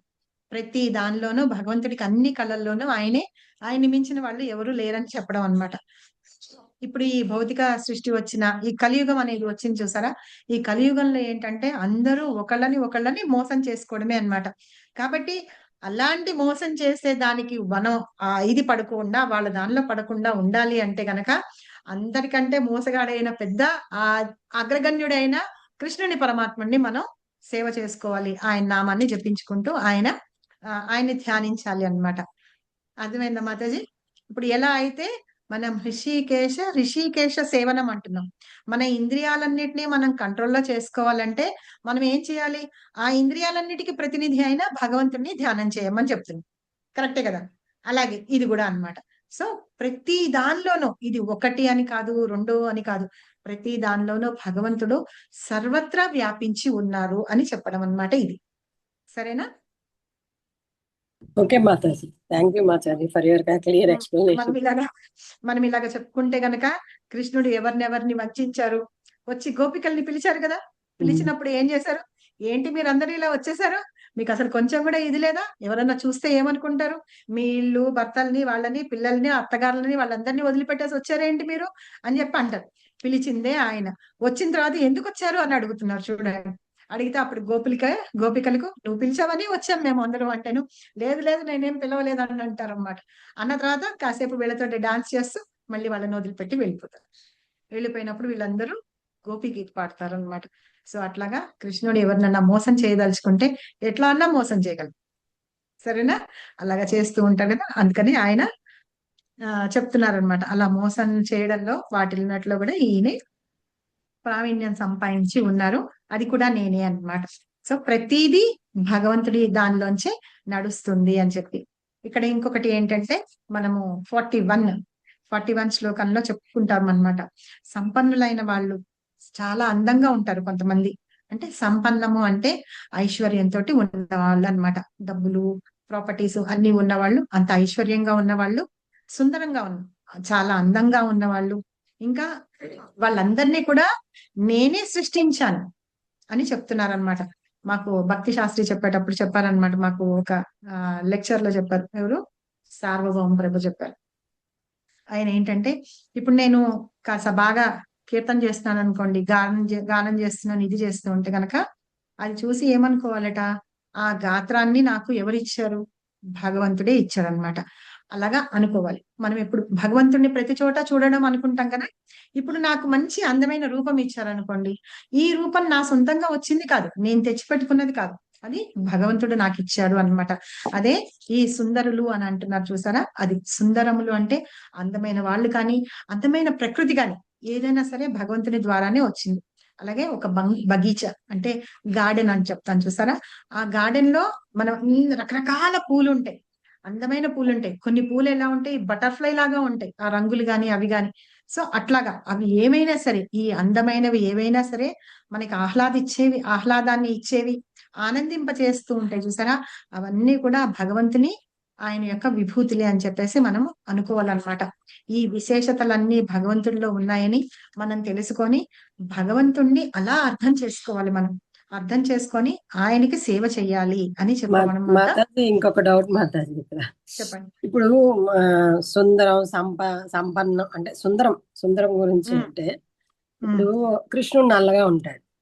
అయితే ఆయన అందంగా ఉన్నాడు అని మనం భావిస్తాం. అంటే మన భావనో లేకపోతే ఆయన నల్లగా ఉన్నా మనకి అందంగా మనం కృష్ణుడిని అందంగా ఉన్నాడు అని. అదే బయట మనుషులు నల్లగా ఉన్నారు అనుకోండి, వాళ్ళు అందంగా ఉన్నారని అంటారా? అసలు ఇష్టపడరు కూడాను. తెల్లగా ఉన్న వాళ్ళే అందంగా ఉన్నారు అని వాళ్ళే ఇష్టపడతారు. మరి ఈ దేవుడు ఎందుకు? ఆయన చేతిలో ఉంది కదా. ఆయన ఎక్కడ చూసినా రామావతారంలోనూ నీలమేఘశ్చాయ, కృష్ణ అవతారంలోనూ నీలమేఘశ్చాయ అంటారు, నలుపు అని కూడా అంటారు. అలా ఎందుకు పుట్టాడు? మాతది ఆయన చేతుల్లోనే ఉంది కదా. అవును. అయితే ఆయన ఏంటంటే ఇలా ఉన్నా కూడా అందంగా ఉంటారు భగవంతుడు. మిగతా వాళ్ళని మనం ఆ డిస్క్రిమినేషన్ అంటాం చూసారా? వాళ్ళ మధ్య ఇలాగా చూపించడం, భేదాలు చూపించడం అంటారు చూసారా, అలాంటివి ఉండకూడదు అని చెప్పడానికి భగవంతుడు అన్నమాట. ఒకసారిట రాముడిది ఏ వంశం చెప్పండి? సూర్యవంశం. ఇక్ష్వాకు వంశం అండి. ఆ, ఇక్ష్వాకు. సూర్యవంశం. సో ఇట్లాగా ఆయన ఎప్పుడు భగవంతుడు నువ్వు ఎప్పుడు పుట్టినా నువ్వు సూర్యవంశంలోనే పుడుతున్నావు అని చెప్పి చంద్రుడు కోపం వచ్చిందిట అందుకని ఒకసారి. కృష్ణుడు చంద్రవంశంలో అంటే పుట్టాడు. అందుకే చంద్రవంశంలో పుట్టారట. అలాగే భగవంతుడు నువ్వు ఎప్పుడు ఇలాగే అందంగా ఉంటావా అంటే అక్కడ అవసరాన్ని బట్టి ఆయన అలాగా ఉంటూ ఉంటారన్నమాట. ఇది కూడా మనకి చెప్పడానికే భగవంతుడు అలా. నలుపులో కూడా ఎంత అందంగా ఉంటుంది, కవులు ఎంత బాగా వర్ణిస్తారు. మనం నిజంగా చూడండి, మన జుట్టు ఇలా నల్లగా లేకపోతే మనం ఎంత అందవిహీనంగా ఉన్నట్టు కనిపిస్తాం. జుట్టు నల్లగా మాతాజీ, కానీ నీలాంబరాల మనుషులు కుంతల నల్లగా అంటే నలుపే మటుకు అని యాక్సెప్ట్ చేయరు కదా. కవులు పాటల్లో ఎంత బాగా వర్ణిస్తూ ఉంటారు. అలాగే కోకిల నల్లగా ఉన్నా సరే దాని గానం ఎంత అందంగా ఉంటుంది కదా. నెమలి ఎంత అందంగా ఉన్నా దాని వాయిస్ వినలేము, అవును. సరేనా? అలాగా భగవంతుడు మనకి తెలియచెప్పడానికే తను అలా రూపం తీసుకొని. అలాగే వరాహ అవతారం చూడండి, అసలు మన వరాహం అంటేనే పంది అంటేనే మనందరికి చాలా అసహించుకుంటాం, అసహించుకుంటాం. అవును. అవునా? అలాంటిది వరాహ అవతారంలో వచ్చారు. నిజంగా ఆ సినిమా చూస్తుంటే ఎంత ముద్దుగా ఉంటారు వరాహ. చూసారా, ఇలా ముక్కు దగ్గర ఇవి పెట్టుకొని, చెవులు ఇవి పెట్టుకొని, అవునా? ఎంత అందంగా ఉంటారు నిజంగా. నేనైతే ప్రతిసారి నాకు గుర్తొచ్చినప్పుడల్లా నేను ఆన్ చేసుకొని చూస్తూ ఉంటా, ఒకసారి వరాహాన్ని ఒకసారి చూసుకుంటూ ఉంటా అందులో. ఆ తర్వాత నుంచి నాకు చాలా ఇష్టం అనిపించింది. ఎంత అందంగా ఉన్నాడు కదా భగవంతుడు, అట్లా అన్నమాట. ఎందులో ఉన్నా భగవంతుడు అంత అందంగా ఉంటాడు. కానీ మనం ఏంటంటే మనం మామూలుగా ఈ భౌతికంగా చూసే వాటిల్లో మనం అలాగా చూడమన్నమాట. అందుకనే చెప్తారు కదా, బ- మహానుభావులు అనే వాళ్ళు ఏం చేస్తారు, అందరిలోనూ సమదర్శన, ప్రతి వాళ్ళని సమంగా చూస్తారనమాట. అలాంటి భావం రావాలి అంటే మనకి ప్రతి దానిలోనూ భగవంతుని చూడాలి. ఆయన ఎక్కడెక్కడ ఉన్నాను అని చెప్పి కూడా ఆయన చెప్తూ ఉన్నారనమాట మనకి. మాతాజీ ఇంకొక సరేనా? డౌట్ మాతాజీ.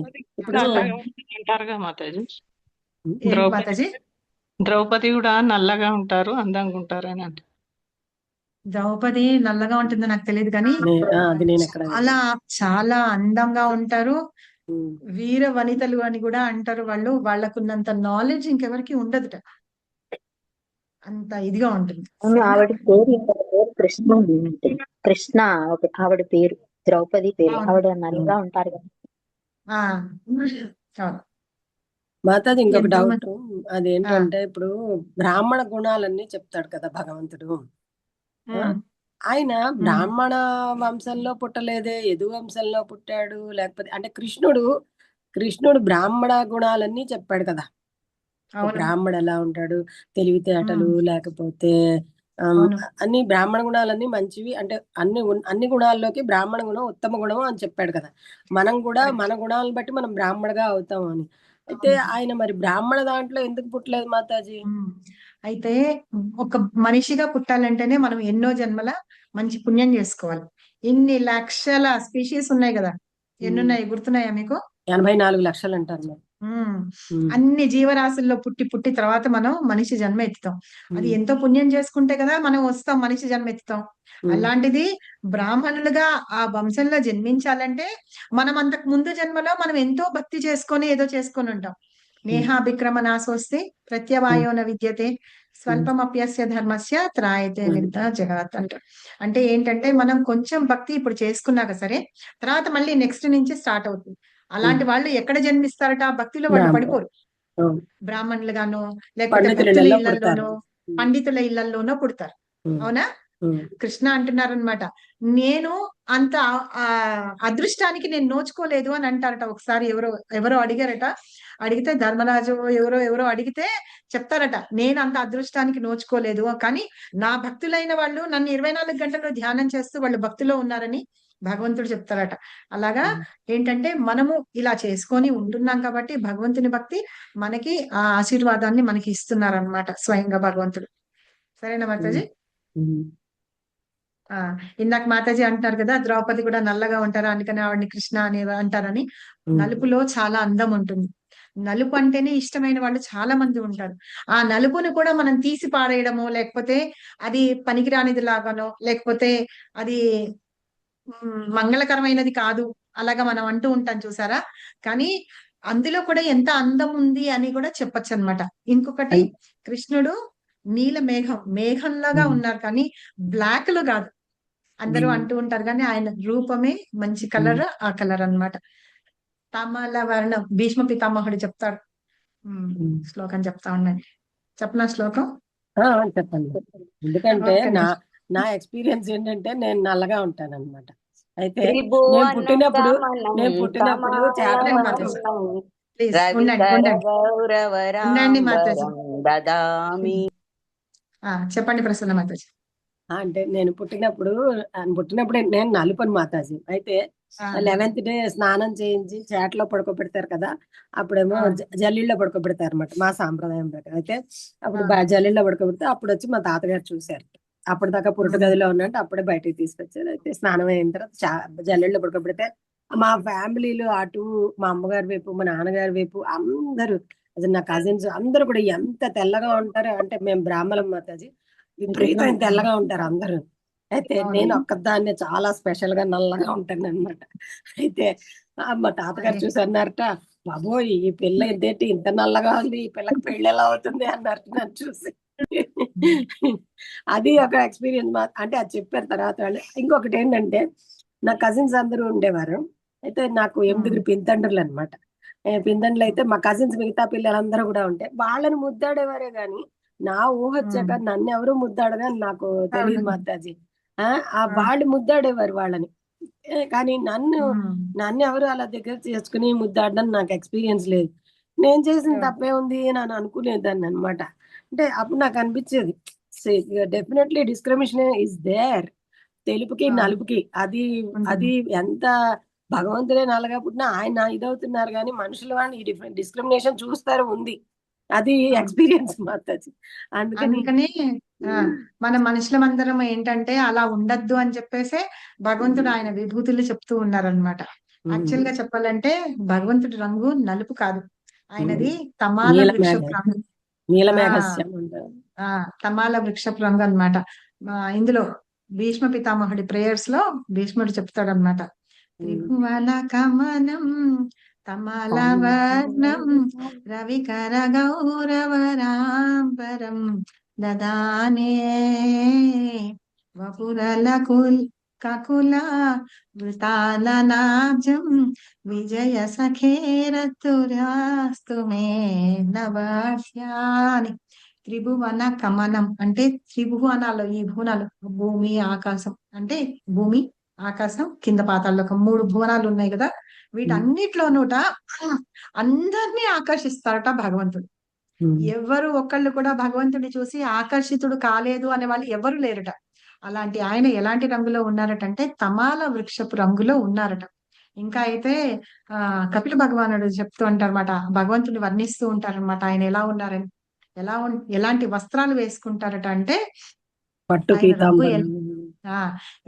పీతాంబరం కాదు, ఆయన రంగు ఎలా ఉంటుందటంటే ఒక నీలి రంగు బ్లూ కలర్ ని తీసుకొని వెళ్ళి ఒక వైట్ కలర్ లేకపోతే పాలల్లో ముంచి ఇలా పైకి తీస్తామనుకోండి, ఆ తీసినప్పుడు ఆ వైట్ కలర్ ది షేడ్ అంతా అట్లా ఉంటుంది చూసారా, అలా ఉంటారట భగవంతుడి యొక్క శరీరం. అలాగే ఆయన వేసుకున్న వస్త్రం ఎట్లా ఉంటుందటంటే సూర్యుడు ఉంటారు చూసారా, సూర్యుడు ఉన్నప్పుడు ఎల్లోయిష్ గా ఉంటాడు, ఆ రంగులో ఉంటుందట ఆయన వస్త్రం. ఇంకొక చోట ఎట్లా చెప్తారంటే పువ్వులో ఒక పుప్పొడి ఉంటుంది కదా, ఆ మధ్యలో పాలెన్స్ అంటాము, ఇలా ముట్టుకుంటే మనకి ఎల్లో కలర్ గా తగులుతూ ఉంటుంది కదా, ఎల్లోయిష్ గా ఆ పసుపు రంగులో వస్త్రాలు ధరించి ఉంటారట. ఇలా భగవంతుని యొక్క భక్తులందరూ కూడా భగవంతుని రకరకాలుగా వర్ణిస్తూ ఉంటారు. ధ్రువ మహారాజు కూడా భగవంతుడిని వర్ణిస్తారనమాట. ఎప్పుడైతే ఆయన ఎదురుగా వచ్చారో ఆయన్ని వర్ణిస్తూ ఉంటారు. ఇలా భక్తులందరూ భగవంతుణ్ణి ఒక్కొక్క దాంతోటి వర్ణిస్తూ ఉంటారు అనమాట. ఆ సూర్యుడు అలాగా మంచి కలర్ లో ఉంటారు, ఎల్లోయిష్ కలర్ లో. మళ్ళీ కొంతసారి ఏంటంటే రెడ్ అస్తమించేటప్పుడు అదొక రకమైన రెడ్, మళ్ళీ ఎల్లోయిష్ అలా ఉంటారు చూసారా, అలా ఉంటారట భగవంతుడు. ఇలా ఒక్కొక్కళ్ళు తమ దీనిని బట్టి భగవంతుడిని అట్లా వర్ణిస్తూ ఉంటారన్నమాట. కాబట్టి భగవంతుడు ఉండేది బ్లాక్ కలర్ కాదు, తమాల వర్ణం బ్లూయిష్ కలర్ లో ఉంటారన్నమాట. కొంతమంది ఏమో నీలమేఘశ్యాముడని మేఘాలని అలా ఉన్నారని వర్ణిస్తూ ఉంటారు. సరేనా? కాబట్టి మనం ఒక్కటి ఏంటంటే ఆయన చెప్పేవి ప్రతి చోట మనం చూసే ప్రతి చోట మనం ఏమనుకోవాలంటే ఓ ఇది భగవంతుని యొక్క సృష్టి, ఆయనది. నేను ఇప్పుడు చెప్తున్నానా అంటే నా గొప్పతనం కాదు. నేను నేర్చుకొని ఉన్నాను. భగవంతుడు నాకు ఆ కృప కలిగించారని నేను కృతజ్ఞతా భావంతోటి ఉండాలి. అలాగే ఒక కీర్తన చేస్తున్నాను అనుకోండి. ఆ కీర్తన కూడా ఏంటంటే భగవంతుడు ఆ గాత్రాన్ని నాకు ఇచ్చాడు. అలాగే నేను డాన్స్ చేస్తున్నాను అనుకోండి. ఆ డాన్స్ చేస్తుంటే దానికి ఆ పూర్వజన్మ సుకృతి అంటాం చూసారా? అది ఆ భగవంతుడు నాకు ఇచ్చాడు. అట్లా అనుకోవాలి తప్పించి నేనే చేశాను, నా వల్లే ఇదంతా అయింది, నేను లేకపోతే లేదు అని అలా అనుకోకూడదు అనమాట. ఓకేనా? అది ప్రతి చోట మీరు బయటకు వెళ్ళండి, అక్కడ కృష్ణ భావనలో ఎలా ఉండాలి, 24 గంటలు కృష్ణ భావనలో ఉంటాం. సో అక్కడ మంచిది కనిపించింది అనుకోండి, అంత అందంగా ఉన్నాయి ఫ్లవర్స్ అంటే అది ఎవరు సృష్టి అంటే భగవంతుడి సృష్టి అన్నమాట. ఆ నీళ్ళ జలపాతాలు వెళ్తూ ఉన్నాయంటే ఆ జలపాతాలు ఎవరు సృష్టించారు? ఎవరు చేయలేదు, భగవంతుడి సృష్టి అది. అవి అలా చూసి మనం అలా ప్రతి చోట భగవంతుడిని చూసుకోవాలన్నమాట. అలా చూస్తూ ఉంటే గనక మనం భగవంతుడి మీద ప్రేమ అనేది ఎక్కువ అవుతుంది. సపోజ్ నాకు ఒక చీర గాని లేకపోతే ఒక డ్రెస్ గాని కొనిచ్చారనుకోండి, సరే ప్రసన్న మాతాజీ కొనిచ్చారు, లేకపోతే నేను ఆవిడకి కొనిచ్చాను. అప్పుడు నాకు ఇంత ఇష్టమైన కలర్, నాకు ఇంత బాగా కొనిచ్చారు, నా మనసు తెలుసు ఉంటుందా ఉండదా? అలాగా మనం చూసినవి మనకి ఆనందం కలిగించేస్తుంది చూసారా? అలా ఆనందం కలిగించేవి అవన్నీ కూడా ఈ ప్రకృతిలో ఉన్నవన్నీ కూడా భగవంతుని సృష్టిట. అది మనం అలా అర్థం చేసుకోవాలి అనేది ఈ 10th చాప్టర్ లో మనకి చెప్తారు. అవి భగవంతుని యొక్క విభూతులు. సరేనా? ఇంకొకటి చెప్పనా మాతాజీ, నేను ఇంత నలుపు కదా, నాకేమో మా అబ్బాయి చాలా అంటే చాలా తెల్లగా పుట్టాడు మాతాజీ. పుడితే నేను ఎత్తుకుంటే అందరూ మీ అబ్బాయినా మీ అబ్బాయినా 2-3 సార్లు అడిగారు మాతాజీ. నేనేదో పిల్లాడిని ఎత్తుకుపోయినట్టు. ఈ దేవుడి సృష్టిలో ఈ వింతలు అన్ని ఏమిటో అర్థం కాదు, ఆయన లీలలేను. అవును. కాబట్టి ఏంటంటే మనం మాతాజీ అలా తెల్లటి బిడ్డని ఇవ్వడం ద్వారా ఆయన తన సృష్టిలో ఏది తక్కువ కాదు, ఎక్కడో ఒక చోట ప్రతి దానికి విలువ ఇస్తాను, మీరు కూడా అలా విలువ ఇవ్వాలి అని నిరూపించడం జరిగింది కదా. అందుకనే ఎక్కడ ఒకటి తక్కువ ఉన్నా కూడా అక్కడ మళ్ళీ కాంపెన్సేట్ చేస్తారు. అది హరే కృష్ణ మాతాజీ. మాతాజీ ఒక చిన్న డౌట్. అయితే ఇప్పుడు మీరు బ్లాక్ కలర్ గురించి అన్నారు కదా. అయితే ఇప్పుడు ఆ కలర్ కూడా కృష్ణుడే సృష్టించారు కాబట్టి దాంట్లో కూడా ఇవ్వమంటూ ఏమీ లేదని అనుకోవచ్చునా? అవును కదా, అన్ని కృష్ణ ఇక్కడ సృష్టిలో వచ్చినవన్నీ కూడా భగవంతుని యొక్క సృష్టి మాతాజీ. కాబట్టి ఏంటంటే అన్ని మనం ఆయన సృష్టించారు కదా, ఆయన సృష్టిలోని భాగమే అని మనం అలా భగవంతుణ్ణి తెలుసుకోవాలన్నమాట. ఇప్పుడు నేను అందుకని అదే చెప్పింది, కొంతమంది ఇట్లా ఉన్నారు అలా ఉన్నారంటే అది భగవంతుని సృష్టి, ఆయన ఎందుకు సృష్టించాడో ఆయనకే తెలియాలి. కాబట్టి మనము అలాగా అనుకోకుండా ఉండడం అన్నమాట. కానీ మాతాజీ అలా బ్లాక్ కలర్ వాడటం, కానీ నేను మనుషులు నల్లగా ఉండడం కాకుండా బ్లాక్ కలర్ వాడరు కాబట్టి దాని గురించి ఒకసారి అలా అడగాలనుకున్నాను. పర్వాలేదు, అది కూడా ఆయన యొక్క సృష్టి కాబట్టి మనం వాడచ్చు. కాకపోతే ఏంటంటే మనకి కొన్ని శాస్త్రాల్లో కూడా చెప్పి ఉన్నారు కదా, కొన్ని వేటికి వాడతారు. ఇప్పుడు చూడండి, రెడ్ కలర్ అవి వాడతారు అనుకోండి, అవి తామసికానికి గుర్తులు అన్నమాట. నలుపు, బ్లూ, డార్క్ బ్లూ అట్లాంటివి ఉంటాయి చూసారా, అవి ఇంకా లేకపోతే రెడ్ కలర్ అవి వేస్తూ ఉంటారు చూసారా, తామసికానికి. అలాగే లైట్ కలర్స్ ఉంటాయి చూసారా, వైట్ అట్లాంటివన్నీ కూడా రజోగుణానికి సంబంధించిన కలర్స్ లాగా అలా ఉంటాయి అన్నమాట. ఏంటంటే మనం ఏది వేసుకుంటున్నామో, ఏది ఇష్టపడుతున్నామో అని దాన్ని బట్టి మన యొక్క ఏ గుణంలో ఉన్నాం అనేది కూడా తెలుస్తుంది. సరేనా? 17th చాప్టర్ లోకి వస్తాము. త్రిగుణత్రయ యోగం అని ఉంటుంది చూసారా, 17th చాప్టర్ లో వచ్చినప్పుడు ఒక్కొక్క గుణంలో ఉన్న వాళ్ళు ఎలా ఉంటారు. చెప్పండి మాతాజీ. సత్వగుణంలో కళ చెప్పలేదు మాతాజీ, చెప్పండి.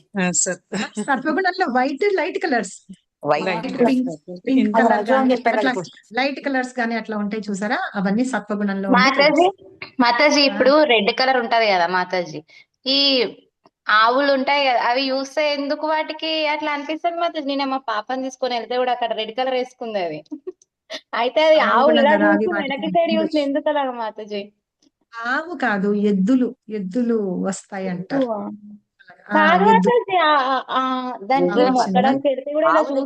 మేము రెడ్ కలర్ వేసుకున్న వాళ్ళని చాలా మంది వెళ్ళాము నిన్న గోదానం చేస్తా. అనుకున్నారు కానీ ఏం చేయలేదు. మీరు అన్నది ఎద్దు కరెక్ట్.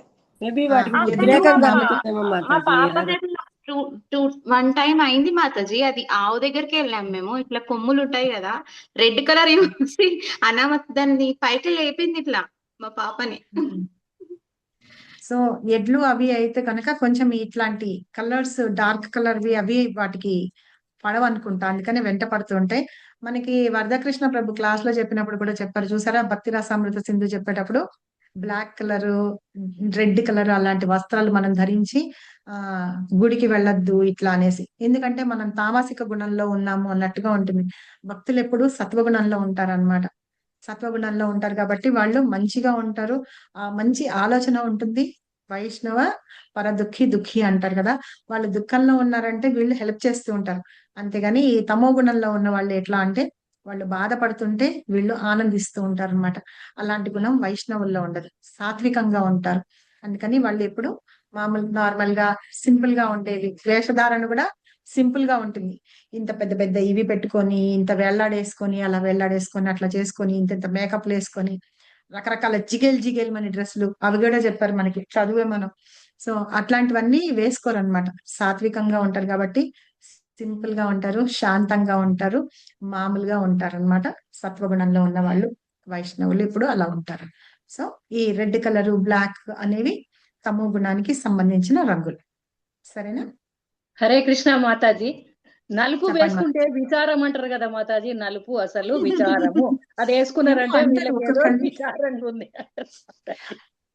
ఆ, ఏదో ఇప్పుడు అవంతా ఫ్యాషన్ అయిపోయింది కదా, ఎవరు పడితే వాళ్ళు బ్లాక్ వేసుకుంటారు గొప్పతనం కోసం అని. కానీ మనం ధరించే డ్రెస్సులను బట్టి మన గుణం ఏంటి అనేది మనం తెలుసుకోవచ్చు అన్నమాట, పక్క వాళ్ళు తెలుసుకోవచ్చు. సో అందుకని వస్త్రధారణ కూడా ఏంటంటే మనం అలా ఉండేవి వేసుకుంటే మనం కూడా ప్రశాంతంగా ఉంటాము అని అలాగా చెప్తారు. సరేనా? మాతాజీ ఈ అయ్యప్ప స్వామి దగ్గర ఏం కాదంటారు, అయ్యప్ప స్వామి పూజ అక్కడ. అయ్యప్ప స్వామి వాళ్ళకి ఆ డ్రెస్ కోడ్ ఉంది, అది వేసుకోవాలి. దానికి ఒక స్టోరీ కూడా ఉంది కదా, మీకు తెలీదా? మీ వారు వెళ్తుంటారు కదా. లేదు మాతాజీ, నేను అంటుంది ఆయన కాదు, ఆడవాళ్ళు కూడా అదొక్క పూజకి వేసుకోవచ్చు ఎవరైనా అంట. సరే ఇప్పుడు ఒక బ్లాక్. దీక్ష అనేది వాళ్ళకి కొన్ని నియమాలు ఉంటాయి కదా, ఆ నియమాలను బట్టి వాళ్ళు ఆ నియమాలు పాటిస్తూ ఆ వస్త్రధారణ చేస్తారు. అలాగే దుర్గాదేవి వాళ్ళు చేస్తారు కదా. ఇప్పుడు విజయవాడ నవరాత్రులు వచ్చినప్పుడు వాళ్ళు దుర్గాదేవికి చేసుకునే వాళ్ళు రెడ్ కలర్ వేసుకుని తర్వాత అమ్మవారి దగ్గర వాళ్ళు ఆ డ్రెస్ ఇవి చేస్తూ ఉంటారు. అలాగే కొంతమంది హనుమంతుడివి పెడతారు, వాళ్ళు ఆరెంజ్ కలర్ వేసుకుంటారు. అలాగా వేసుకుంటూ ఉంటారు. ఆ నియమాలు, ఆ పద్ధతులు ఏవైతే ఉన్నాయో వాటిని పాటిస్తూ ఉంటారు అన్నమాట, అవి వేసుకొని. సరేనా? నాకు తెలుసు కానీ అయ్యప్ప స్వామికి ఏం చెప్తారంటే శనీశ్వరుడికి వరం ఇస్తారనమాట. ఎవరైతే నీ దానికి రానికుండా ఎప్పుడైనా సరే శనీశ్వరుడు వాళ్ళు పనులు కాకుండాను అలాగా అడ్డుపడుతూ ఉంటారు కదా, అప్పుడు అయ్యప్ప స్వామి ఆయనకి చెప్తాడనమాట, నువ్వు వచ్చి వాళ్ళని పీడిస్తూ ఉంటావు కదా, వాళ్ళు నా భక్తిలో ఉండకుండా ఇచ్చేయకుండా ఉంటావు కదా, అందుకని నీకు ఇష్టమైన బ్లాక్ కలర్ వస్త్రాలు వేసుకుంటారు అని చెప్పేసి చెప్తారు. అందుకని బ్లాక్ కలర్ వస్త్రాలు వేసుకుంటారు, గోల్డ్ కట్ చేయరు, జుట్టు అవన్నీ కట్ చేయరు, ఏమి గడ్డము జుట్టు అవన్నీ కట్ చేయరు, నేల మీద పడుకుంటారు, కటిక నేల మీద పడుకుంటారు, ఇవి అని చెప్పేసి అయ్యప్ప స్వామి ఆయనకి చెప్తారనమాట. కాబట్టి నా భక్తుల్ని నువ్వు ఎప్పుడు హింసించడానికి వీల్లేదు అని చెప్పేసి చెప్తారు. ఆ టైంలో ఎప్పుడైనా సరే మనం ఏదైనా చేస్తున్నాం అనుకోండి, వ్రతం కానీ ఏమైనా చేస్తున్నాం అంటే మాయాదేవి కూడా మనల్ని వచ్చి టెస్ట్ చేయడానికి వస్తుంది. అట్లాగే శనీశ్వరుడు చేస్తానంటే ఇవి ఈయన చెప్తాడు. నాకు ఈ మాత్రం తెలుసు నాకు, కాబట్టి వాళ్ళు వేసుకుంటారు. ఏ వాళ్ళకి చేస్తున్న దీక్షకి సంబంధించిన వాళ్ళు వాళ్ళు వేసుకొని ఆ పద్ధతి గాని నియమాలు గాని ఏమి ఉన్నాయో అవి పాటిస్తూ ఉంటారు అన్నమాట. ఓకే. ఓకే సో 11 బాగా అయిపోయింది. 11th చాప్టర్ స్టార్ట్ చేద్దాం అనుకున్నాను, అవ్వలేదు, రేపు చేద్దాం. అయితే ఇంకేమైనా డౌట్స్ ఉన్నాయా? అడిగేసేయండి, మీరు మాట్లాడుతుంటే నాకు ఆనందం ఉంది. హరే కానీ కృష్ణ ఇవన్నీ మాతాజీ. అడగద్దే. 11th చాప్టర్ చేద్దాం అనుకుంటే 11 కరెక్ట్ గా అయింది మాతాజీ. 2 సరే 11 కరెక్ట్ అయిపోయిందా? 11:13 అయింది ఆల్రెడీ. మాతాజీ ఒక డౌట్ మాతాజీ సబ్జెక్ట్ కి అడగనా? సంబంధించి అడగండి. మాతాజీ మరి ఆ, ఈ 4 రెగ్యులేటివ్ ప్రిన్సిపల్స్ చెప్పారు కదా, అవును. అవి వాటింట్లో అబద్ధం ఆడకూడదు, దొంగతనం చేయకూడదు అనేవి ఎందుకు చెప్పలేదు మాతాజీ? అసలు ముఖ్యంగా అందరికీ కావాల్సినవి కదా, చిన్న పిల్లల నుంచి పెద్దవాళ్ళు చచ్చిపోయే వాళ్ళ దాకా కూడాను ఆ 2 కావాలి కదా. మీరు అసలు భాగవత్ ఇప్పుడు ఈ పెద్ద ఈ చెప్పిన 4 పెద్దలకి చెప్పినట్లుగా ఉంది. మరి పిల్లలకి కూడా ఆచరణయోగ్యంగా పిల్లలు కూడా అవి అందరికీ పిల్లలకి కూడా పనికొచ్చేది. ఆ రెండు పిల్లలకి ఎందుకు కూడా కవర్ చేయాలి? పనికొస్తాయి. ఇది రిఫరెన్స్ ఎక్కడుందంటే శ్రీమద్ భాగవతంలో ఉంది. మనం భాగవతంలో ఏ చాప్టర్ చెప్తా ఉందండి? భాగవతంలో 1.17.38 మీ దగ్గర ఉంటే చూడండి ఒకసారి. అయితే ఆ పరీక్షిత్ మహారాజు వెళ్తున్నప్పుడు ఆ కలి వస్తాడనమాట. కలి వచ్చినప్పుడు చెప్తాడు, నాకు నువ్వు ఉన్నావు కదా ఇక్కడ, నువ్వు ఇక్కడి నుంచి వెళ్ళిపోమని. అంటే నువ్వు ఉన్నావు కాబట్టి నేను నా ఇది చూపించలేను. అంటే తను చూపించవలసిన సత్తా ఉంటుంది కదా కలి, అది నేను చూపించలేను అని చెప్పి అంటాడనమాట. ఎందుకు అంటే నువ్వు ఈ రాజ్యాన్ని ఇంత బాగా పరిపాలిస్తున్నావు, నాకు ఉండడానికి అసలు జాగానే లేదు అని చెప్పి అంటాడనమాట. అయితే అలా చెప్పేటప్పుడు శ్లోకం, ఈ శ్లోకం కూడా ఇది ఉంటుంది. అందులో మనకి ప్రభుపాద చాలా మంచి పర్పట్ రాశారు. ఏంటంటే ఈ కలి పురుషుడు ఎట్లా ఉంటాడట అంటే జూదం ఆడుతున్న చోట కంపల్సరీగా అబద్ధం ఉంటుంది, మోసం ఉంటుంది. అలాగే సురపానం చేయాలి. ఇప్పుడు రోజు తాగుతూ ఉన్నారనుకోండి, వాళ్ళు దొంగతనం చేస్తారు. వాళ్ళకి డబ్బులు చేతులకు దొరకకపోతే ఇంట్లో ఉన్న వస్తువులు ఏవో ఒకటి తీసుకొని వెళ్ళిపోతారు. దాని గురించి ప్రత్యేకంగా చెప్పాల్సిన అవసరం లేదు. ఈ 4 ఏవైతే ఉన్నాయో, వ్యభిచారం కానీ జంతువధ, అవి జరుగుతూ ఉన్నప్పుడు మిగతా 3 కంపల్సరీగా ఈ అబద్ధం అనేది, దొంగతనం అనేది కంపల్సరీగా ఉంటుంది. ఆడాలి. ఒకరోజు ఆడతారు, ఆడుతూ అబద్ధం చెప్తారు. అది ఆడడానికి కావాల్సిన డబ్బుల్ని దొంగతనం చేస్తారనమాట. ఇవి కంపల్సరీగా ఉంటాయి. కాబట్టి వాటిని ప్రత్యేకంగా స్పెసిఫై చేయలేరు. సరేనా? ఇప్పుడు పిల్లలు కూడా అబద్ధం చెప్పాలి ఏది అని అంటే గనక, ఎవరినన్నా మోసం చేస్తుంటేనో, లేకపోతే ఇలాంటివి ఏమన్నా వాటిల్లో వస్తూ ఉంటేనో అవి జరుగుతూ ఉంటాయి అన్నమాట. ఇవి చెప్పేది ఏంటంటే మనం సత్యాన్ని నమ్ముతూ ఉండాలి, తపస్సు చేస్తున్నట్టుగా, అంటే మనం మంచితనంతో ఉంటూ ఉండాలని, ఎందరి మీద దయ కలిగి ఉండాలి అంటే దానికి ఈ జంతువధ అనేది చెప్పారనమాట. అందుకని అక్కడ ఉండమని చెప్పారు. ఆ 4 చెప్తున్నారు అంటే ఇవన్నీ ఉంటాయి. ఎక్కడైతే జూదం ఆడరనుకోండి, అక్కడ అబద్ధం అనేది ఉండదు, నీతి నిజాయితీ ఉంటుంది. అలాగే ఎక్కడైతే ఈ సురపానం అవి జరగవు అనుకోండి, ఎలాగ జరగవు, ఈ కళ్ళు దుకాణాలు ఇవన్నీ ఉంటాయి చూసారా, అలాంటి చోట్ల ఇవేమీ ఉండవు. సరేనా? అందుకని పరీక్షిత్ మహారాజు పరిపాలిస్తున్నప్పుడు ఇవన్నీ ఏమీ ఛాన్సే లేదు. నువ్వు ఈ 4 ప్లేసెస్ లో ఉండు అన్నాడు.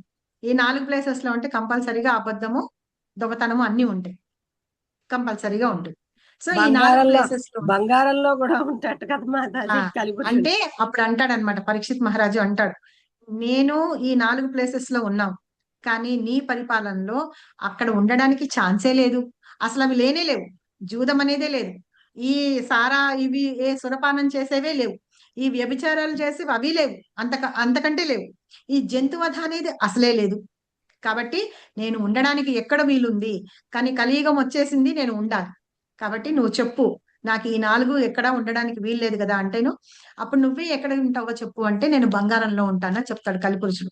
అంటే బంగారం అనేటప్పటికీ ఏంటంటే మనుషులకి, ఇప్పుడు చూడండి, నాకు ఎంత అన్నా ఉండనియండి, నేను దిగేసుకొని ఫుల్ దిగేసుకున్నా, అక్కడ ఎదురుకుండా ఉన్న వాళ్ళ మెడలో ఇంకొక కొత్త రకం నెక్లెస్ ఉందనుకోండి, వాళ్ళకి ఉంగరం ఉందనుకోండి, మనస్సు వెంటనే అటువైపు వెళ్ళిపోయి అరే నాకు లేదే ఇది అని అనిపిస్తుంది. అందుకని బంగారాన్ని సెలెక్ట్ చేసుకుంటారు అనమాట. ఇంకా ఏంటంటే ఈ చెడ్డ వాళ్ళకి చెడ్డ ప్రదేశాలు ఉంటాయి చూసారా, అవన్నీ అన్నమాట. సో వాటి గురించి చెప్పారు. ఓకేనా మాతాజీ? వీటి ప్లేస్లలో ఉంటారు కాబట్టి అవి ఆటోమేటిక్ గా వచ్చేస్తాయి అన్నమాట. మనం పిల్లల్ని మనం పెంచేటప్పుడు ఏంటంటే ఇంకొకటి చెప్తారు చూసారా, మనం పిల్లల్ని మనం ప్రత్యేకంగా నువ్వు ఇలా ఉండు అలా ఉండు అని చెప్పక్కర్లా. మన action speaks more than our words అంటారు. సో మనం ఏం చేస్తున్నామో అది చూసి పిల్లలు నేర్చుకుంటారు. మనం ఫోన్ లో పెట్టుకొని చూసుకుంటూ నువ్వు చదువుకోరా అంటే వాడు ఎందుకు చదువుకుంటారు? వాడు కూడా ఫోన్ తీసుకొని చూస్తాడనమాట. కాబట్టి తల్లిదండ్రులు ఎవరైతే వాళ్ళు ఏమేం చేస్తున్నారో అవి చూసి పిల్లలు నేర్చుకుంటారు. ఇప్పుడు 10 సంవత్సరాలు అయ్యి 20 సంవత్సరాలు అయిన తర్వాత మనం మాట్లాడుకుంటాం అనుకోండి, మాట్లాడుకుంటున్నప్పుడు ఏమంటారు, మీ అమ్మ ఏం చెప్పిందిరా అంటేనో వాడికి ఏం గుర్తుండదు, కానీ ఏం చెప్తాం? మా అమ్మ పొద్దున్నే లేచేది, 4:30కి లేచేది, ఏంటో చాంటింగ్ చేసేది, బయట కడుక్కునేది, అన్నం వండేది, 7:30 కల్లా మాకు బాక్సులు సర్దిచ్చేసి స్కూల్కి వెళ్ళిపోమని చెప్పేది, కానీ అందరితోటి జాగ్రత్తగా ఉండమని చెప్పేది, రోజు పొద్దున దేవుడికి దండం పెట్టుకోమని చెప్పేది, సూర్యుడికి నమస్కారం చేసుకోమని చెప్పేది. అవి గుర్తుంటాయి వాళ్ళకి. ఆవిడ చేస్తున్నవి అలాంటివి గుర్తుంటాయి, కానీ మాటలు గుర్తుండవు అన్నమాట. కాబట్టి ఇవి చెప్పితే అవి చెప్పినట్టే, మనం పాటిస్తూ ఉంటే వాళ్ళు పాటిస్తారు. సరేనా Mataji? Okay, does it make sense? ఎవరు అడిగారు ఈ క్వశ్చన్? అది చాలా కరెక్ట్ మాతాజీ. కానీ కొంత వయసు వచ్చాక స్నేహితుల ప్రభావం కూడా చాలా ఉంటుంది కదా పిల్లల పైన. అది కూడా కష్టం. మనం అక్కడి నుంచి మనం రక్షించలేం. ఇవన్నీ నేర్పుతాం చెప్తాం కానీ అవును. అది అయితే ఈ మాతాజీ ఎవరు అడిగారో ఇందాక మరి ఈ క్వశ్చన్ అడిగిన ఈ పర్పట్ మీరు ఒకసారి చదవండి, అందులో లాస్ట్ పారాగ్రాఫ్ చదవండి. అన్ని రకాలైన జూదాలు, మాతాజీ వ్యాపారాలు, చాప్టర్ వాళ్ళ చెప్పండి. ఫస్ట్ క్యాంటో చాప్టర్ ఏమో చెప్తారు.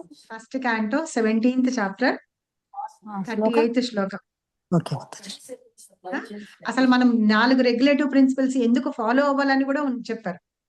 చెప్తూ ఈ దేశ పరిస్థితులు ఎలా ఉంటాయి, కాలేజ్ లో స్టూడెంట్స్ ఎట్లా ఉంటారు, వాళ్ళు ఎలా ఇదైపోతారు అంటే వాళ్ళు మంచి నుంచి చెడుకి ఎట్లా వెళ్ళిపోతారు అనే విషయాలన్నిటి కూడా ఒక విద్యార్థుల మధ్య సంబంధాలు, సన్నిహిత సంబంధం ఎలా ఏర్పడుతూ ఉంటుంది, అవన్నీ కూడా వాటిని ఎలాగా అంటే అక్రమ సంబంధాల్లాగా కాకుండా మనం ఎలా చేసుకోవాలి, ఇవంతా కూడా శ్రీల ప్రభుపాద మనకి ఒక 5-6 పేజీ పర్పట్లలో రాశారు, పారాగ్రాఫ్లలో లాస్ట్ లో కూడా రాశారు చూడండి. ఇవన్నీ ఒక రాజ్యమే, ఒక సమాజం కూడా మారుతుందిట ఇట్లాంటివన్నీ ఫాలో అవుతూ ఉంటే. కాబట్టి ఇది కొంచెం చదువుకోండి. ఇంకా ఇక్కడ కూడా చెప్తున్నారు, ఇంకా ధూమపానం చేయడం, పొగాకు తీసుకోవడం, టీ కాఫీలు తాగడం, వాటన్నిటిలో అవి కూడా ఉంటాయి. వాటన్నిటిలో అది కూడా ఉంటాయి అన్నమాట. ఏది ఇప్పుడు సురపానం అన్నాను చూసారా, ఇంటాక్సికేషన్ అంటే ఏంటి? మత్తు పదార్థాల్లో కాఫీ, టీ కూడా తీసుకున్నారనమాట. సరేనా? అవి ఏమంటే అడిక్ట్ అయిపోతాం వాటికి. ఒకసారి మనం ఒక దానికి అడిక్ట్ అయిపోయిన తర్వాత దాని ద్వారా వచ్చే మిగతా పర్యవసనాలు ఏవైతే ఉంటాయో అవి అన్నమాట. అందుకని వాటిల్లో అవి కూడా యాడ్ చేసుకోవాలి అని చెప్తున్నారు. ఓకేనా? హరే కృష్ణ మాతాజీ. మా పెద్ద మనవాడు ఏమడిగిండు, నానమ్మ అబద్ధాలు ఆడొద్దు అని చెప్పినవు, ఇప్పుడైతే డబ్బు బీరువాలో పెట్టి ఆమె వచ్చి అడిగితే డబ్బు లేదని చెప్పినవు, ఇది అబద్ధం కదా. లేకపోతే ఆమెకు డబ్బులు ఇవ్వాల్సిన అవసరం లేదు, మనం వాళ్ళని కష్టపెట్టకూడదు కదా.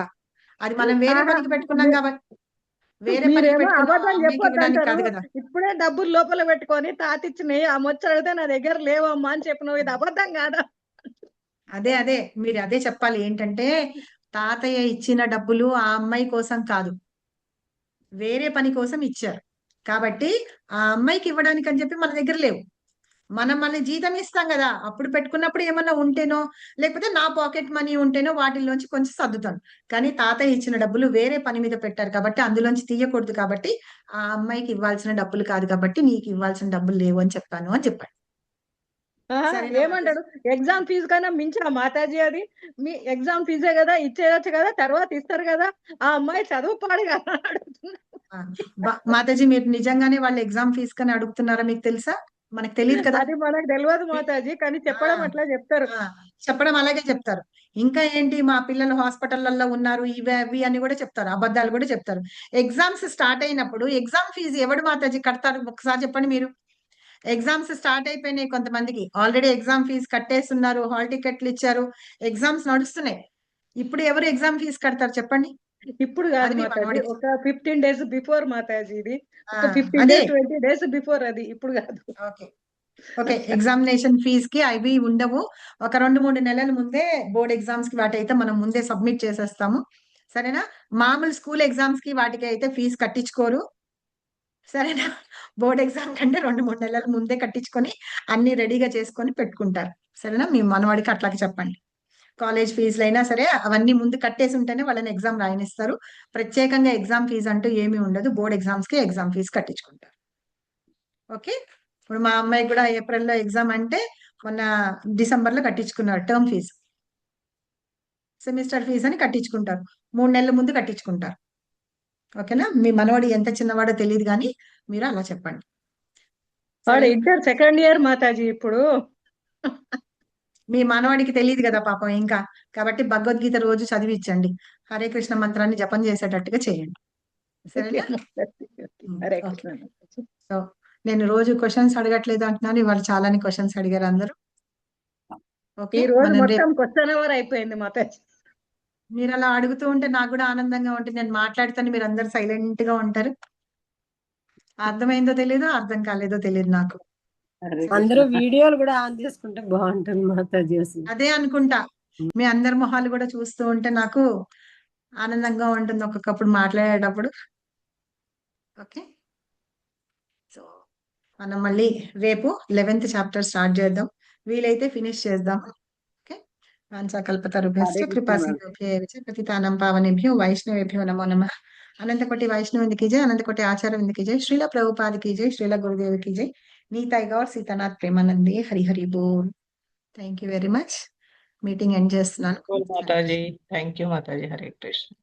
హరే కృష్ణ థ్యాంక్ మాతాజీ. యూ మాతాజీ, అడిగిన క్వశ్చన్ అనేది చాలా ఓపికగా సమాధానం అయ్యో. చెప్పింది. పిచ్చి పిచ్చి ప్రశ్నలు